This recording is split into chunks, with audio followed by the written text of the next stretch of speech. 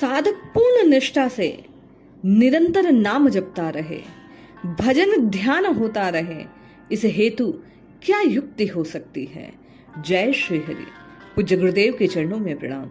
सभी नामनिष्ठ साधकों को जय जय श्री सीताराम। परम पूज्य सेठ जी श्री जयदयाल जी गोयनका को एक साधक ने पत्र द्वारा प्रश्न किया कि महाराज, भजन ध्यान निरंतर हो, इसकी युक्ति क्या है। पूज्य सेठ जी ने साधन में लगने हेतु जो बातें बतलाई उन्हें हम आप भी धारण करें। सेठ जी लिखते हैं, आपने लिखा कि मेरे लिए जचे सो लिखना चाहिए, ये बात ठीक है। आप जिस कार्य हेतु आए उस कार्य को करना चाहिए। आपका केवल पेट पालने के संसार में आना नहीं हुआ, पेट तो पशु पक्षी भी पाल लेता है।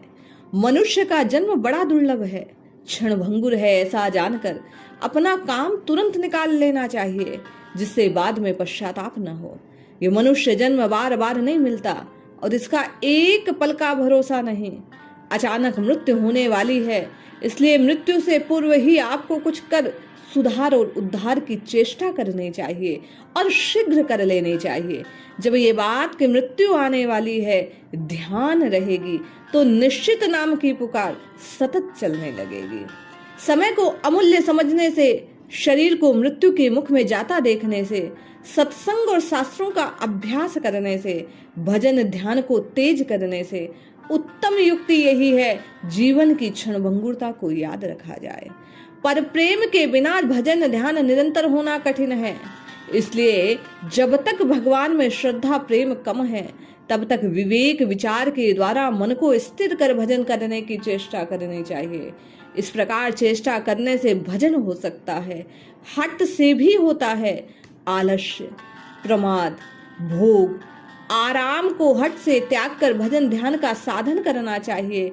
कुछ ना भी हो तो माला पर संख्या गिन गिन कर नाम जप करना चाहिए, होठों से नाम का उच्चारण करके जप करना चाहिए एवं भगवान के भक्तों के भगवान के नाम रूप प्रेम प्रभाव तत्व रहस्य गुण चरित्र और महिमा की बातें सुनने की प्रयास करना चाहिए। वह न मिले तो साधकों से सुनने चाहिए, कोई मिले तो सदग्रंथों का अध्ययन करना चाहिए, स्वतंत्र उनका वाचन करना चाहिए, उस पर विचार मनन करना चाहिए, फिर काम में लाना यानी उनके अनुसार कार्य करना चाहिए। इस प्रकार करने से भगवान में श्रद्धा प्रेम हो सकता है। पूज्य सेठ जी हम आपको बतलाते हुए कहते हैं कि भजन ध्यान कम होता है, ये सबके लिए है, इसके लिए प्रयत्न करना चाहिए, आनंद पूर्वक नाम का जप करना चाहिए। आपने लिखा कि साधन के लिए उत्साह हो तो उत्साह प्रेम से होता है। प्रेम और श्रद्धा निरंतर भगवान के गुण रूप और लीला के श्रवण से बढ़ता है। महापुरुषों की दया से भगवान की दया जाननी चाहिए। महापुरुष संसार में बहुत कम हैं, ऐसा मिलना उनका कठिन है, कोई मिल जाए तो पहचानना कठिन है। ईश्वर और महापुरुषों की दया तो सब पर सदा रहती है। इस प्रकार हृदय में जानकर उनका लाभ उठाने हेतु सद ग्रंथों पर स्वयं को आश्रित कर लेना चाहिए, फिर उनकी दया से परमात्मा प्राप्ति में देर नहीं लगती। पूज्य सेठ जी कहते हैं, समय बीता जा रहा है, आपको चेतना चाहिए। एक भगवान के सिवा अन्य कोई आपका नहीं, शरीर भी आपका नहीं। इस तरह समझकर जो समय बाकी रहा उसे अब भगवान में ही अर्पण कर देना चाहिए। सदाचार, ईश्वर भक्ति, वैराग्य, सद्गुणों को अमृत के समान समझकर उनका सेवन करना चाहिए। आलस्य, प्रमाद, भोग, आराम को पाप के समान समझकर उनका त्याग करना चाहिए।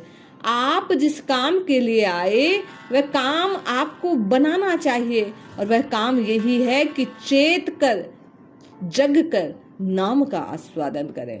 अब आप कौन सा काम बाकी रह गया। कर्तव्य को भूलकर समय को व्यर्थ खोने से जीव अपना नाश करता है। ऐसा मौका अर्थात कि मनुष्य शरीर बार बार नहीं मिलता।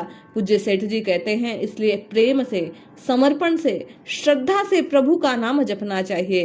प्रारंभिक अवस्था में ऐसा ना होने पर हठ पूर्वक माला पर नाम जप का साधन करना चाहिए। इसलिए जपिए, रटिए, पुकारिए, निश्चित लाभ होगा।